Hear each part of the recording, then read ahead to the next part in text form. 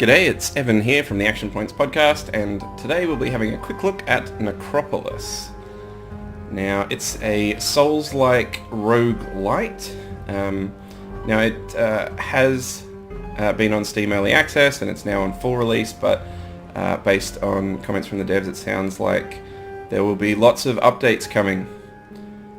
As you can see, it's very easy to invite friends. You can invite friends when you're in the game at any point, and they can be summoned in. Every playthrough is different, and I've already played a few levels, and I've had a great time playing multiplayer. But this particular armor set, shield, and weapon I've already picked up, so I will continue on my quest. You can see the Brazen Head gives us messages, and he'll often talk to us as we're questing. Here he is. So you can see down the bottom of the screen it tells me what quest items I have left to complete. So if I just press select, so snuff out Inugami, become invisible, eat food of the arcane variety. Now you can see in my inventory I have 2 weapon slots, 2 offhand weapon or shield slots, an armor slot, and I can also carry a book, and this one I've unlocked. Means that I get double the amount of money from enemy drops. I've got some arcade food, some potions, and scrolls, typical role-playing stuff. Now, this is all I can hold in my inventory, but I can craft stuff, and I've got all these recipes that I've unlocked. Now you can buy recipes. You can see the skeleton guy over here slinking around. Now I'm using a fire scythe, which is quite powerful.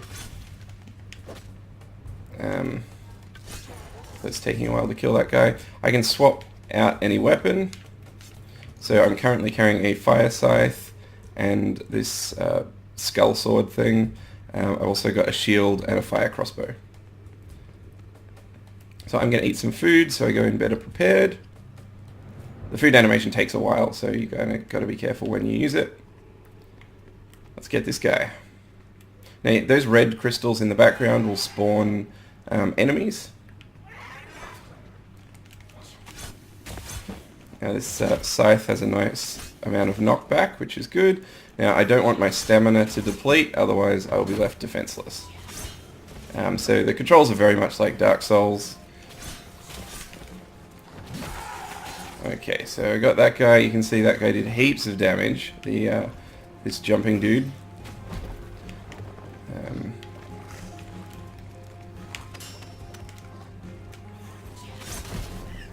Ouch.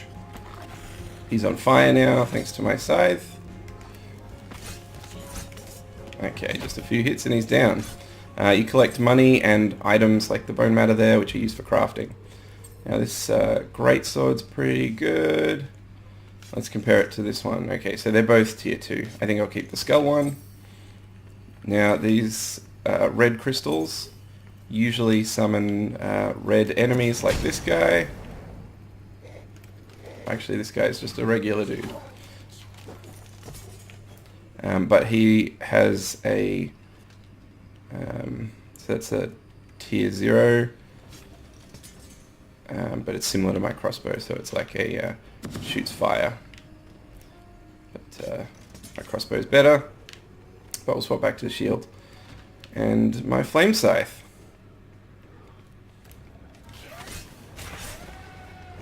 Oh. So right now is about the time that I want to make sure my health is being taken care of. Let my stamina regen. Now these guys are on fire, and you can see friendly fire affects enemies and friends. So if I'm playing multiplayer, I can hurt my friends, and the enemies can hurt each other as well. So you've got to kind of be careful.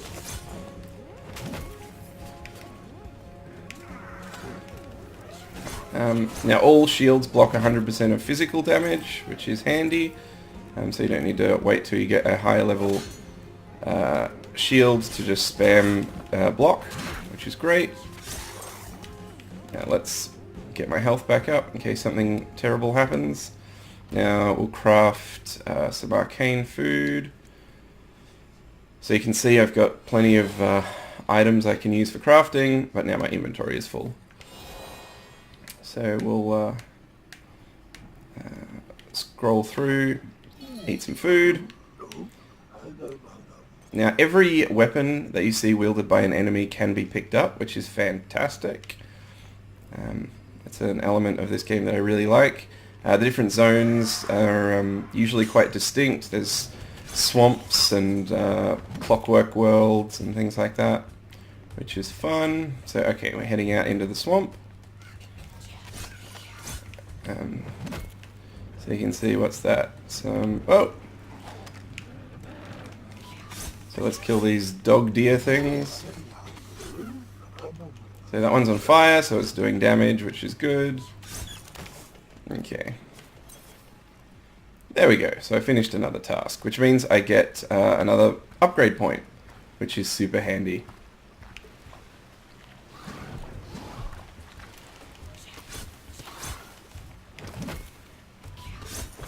Oh, nice. So my combo there, just using the light attack, finishes him off. Now I also have a heavy attack combo, which is pretty handy, but we'll use it now. It uses up my stamina permanently, as you can see. The only way to regen that is food and potions. So now I have less stamina that I can use. But it's a great way to finish off enemies. You can charge up your light or heavy attack. So there are quite a few attacks at your disposal. Ooh, a flaming axe. Now these little guys sometimes turn into giant creatures, which is super fun. So that flaming axe is just level 1. So I think I will stick with my flaming scythe. So I can check my inventory. I have a fire scythe. The descriptions at the moment, apparently it's going to change soon, but the descriptions at the moment of weapons and stuff aren't that useful, which I think is fine. I think it's kind of the flavor of the game, which is fine by me. Let's eat some food so I can get more stamina. I apologise that I'm sounding a little nasal today. I have a bit of a cold.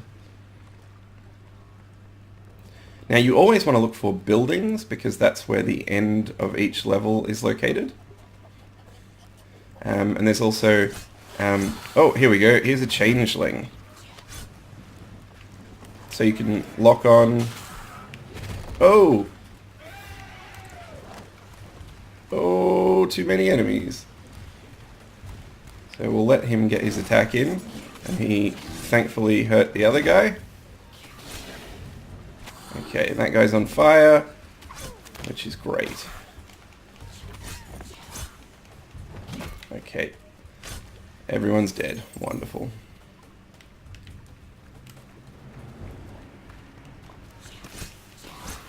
So having a lot of knockback is really good. Because in Dark Souls I'd call it poised, but enemies have a lot of poise generally, so it's hard to break their guard.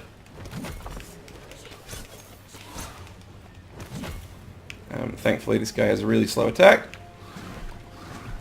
So we'll get behind him. Excellent.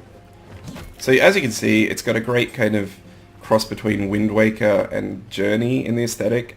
I love the really stylized character, although I'm a female character, and the only way you can tell that is by the strange narrow hips and hip wiggle animation, which is a little annoying. But apparently they're going to add another playable character, which is pretty fun. Let's see how many of these guys I can take out before I get completely tanked. Oh, I do not like the shark guy.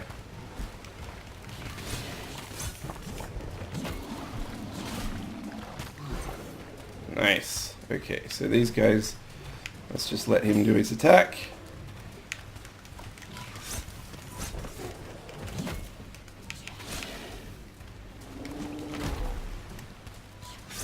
Excellent.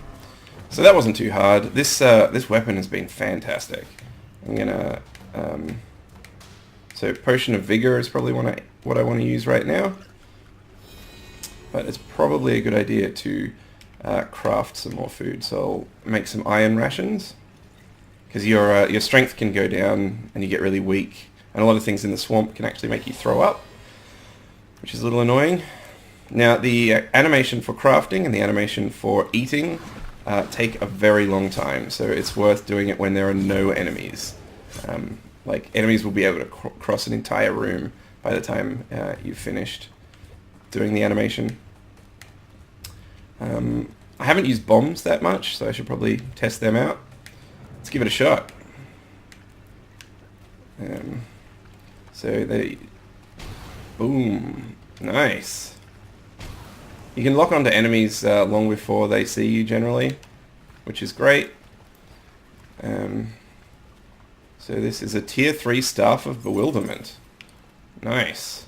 And a flask. And this guy's stuck on the wall, so it's probably a good time to just gank them through the wall.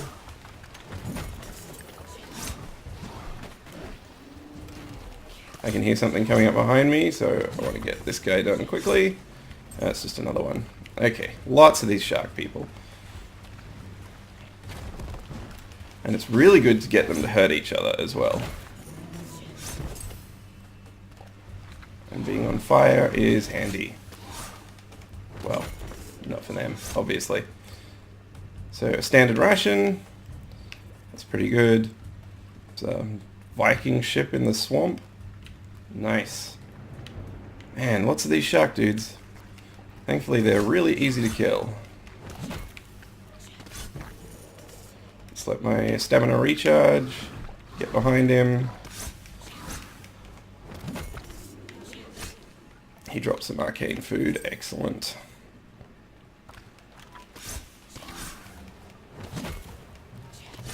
So hopefully I'll be able to get through this area. Rotten food I do not want. And show you what the next area looks like. Okay, so these crystal mage dudes are quite tricky. As you can see, I've already been hit by a laser beam. Okay, that guy's fine. My health is very quickly depleting.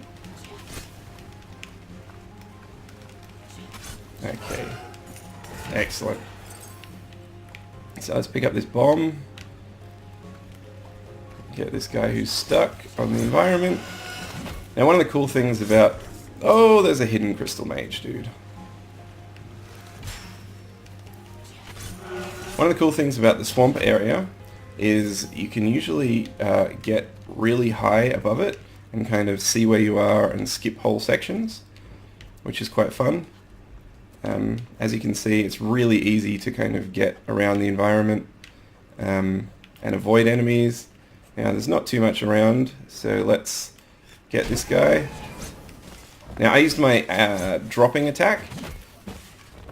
Unlike Dark Souls, you're actually encouraged to jump a lot, which is really cool. Let's see what's in here. Ooh, some more plant matter. Okay, some shark dudes. Oh! I better run because I am low on health. So a great way to kind of get some distance is to get up on top of here. Let's just eat a standard ration. Now they might de-aggro, they might not. Some arcane food. Maybe we'll even craft some more iron rations.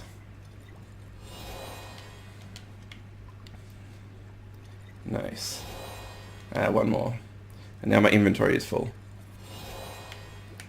Okay. So let's eat that. Now you can see I'm on level 5, which is fairly far through. Now here's the level exit, which is good. I'm glad we found that. Now it always costs 200 gems to get through. Now you can see I've got 4 tokens as well, so I can spend them on stuff. In terms of permanent upgrades, you can buy books, which you can use as a buff. Like I said, I've got the double money one equipped, but you buy them here at the library. This is the one I like, the Carpe Per Diem, and it means you get levels pretty quickly. And speaking of levels, the way you level up your character gain more health and stamina is over here. So when you've got enough gems, you get the blessing of the goddess.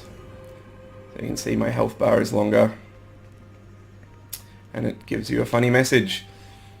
Now this calls the lift. The lift is here. It'll take me down to the next level. Now we want to find the shopkeeper, because he sells stuff. He's often up top there. He's not there this time. He can be pretty much anywhere in this area. Also these grates over here, quite often, if you see smoke coming out, they have a shopkeeper hidden in them, which is really handy. It's always worth smashing pots and getting the loot, especially if you want to buy stuff here. So we head upstairs. Smashy smashy. What's that? Standard ration. Nice.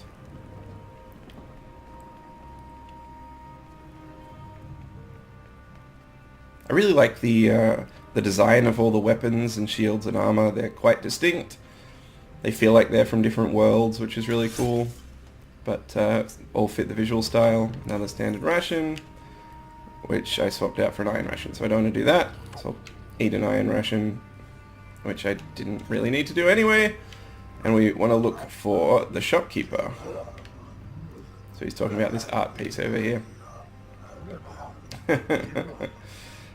As you can see, the dialogue's pretty funny. So here is the shopkeeper. So we can buy one color and the pyramid hand axe. Ooh, that sounds really cool. But it is a tier 1 weapon. And I think my current weapon is a bit better. Now you don't get heaps of falling damage, which is great, so I can just jump down and hop on this elevator, and it will take us to the next level. So we're going from level 5 to level 6. So yes, the Brazen Head is quite funny. He's often quite cruel, and he always offers you, at the start of each new level, a treasure chest, which you can pay 1 token. So all these challenges he's given you, so become invisible is one of the challenges, which you can do either with a potion or a scroll. So let's see what's in here. It's often an armor set or a new weapon. Okay, so that is... Ooh, that's a fast weapon, which I might swap for this sword. So you can see it does some nice quick attacks. But mostly I probably want to use this flame scythe thing. This tells me about the level. The buffet is being closed following the events of last week's Hordeman group lunch. They know what they did. So, yeah, you've basically seen me walk through a level, and here is the next style of level. Now it's random which order you'll see them in, but as you can see there's a nice visual distinction. These dog deer creatures are as annoying as ever.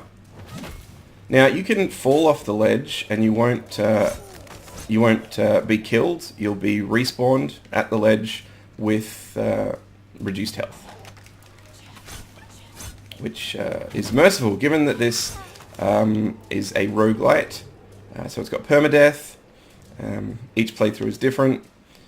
Now I'm hoping later today I can record some footage with a friend, so you can see some of the multiplayer. Whoa! As you can see, I just fell off. Now, woo! Okay, so I skipped a whole section of the level that way, which was quite handy. Now, I've got to guess which direction the level exit is. So what I might do is actually chill out for a bit and quit now that you've seen some of it. But yeah, let's hang out in this pretty area. I might hide from these dudes. And yeah, whoa! Yeah. Basically, thanks for watching. Let's hope I don't get killed. I'm gonna run this way. But yeah, check out the actionpointspodcast.com for all things geeky, and I'll catch you guys later.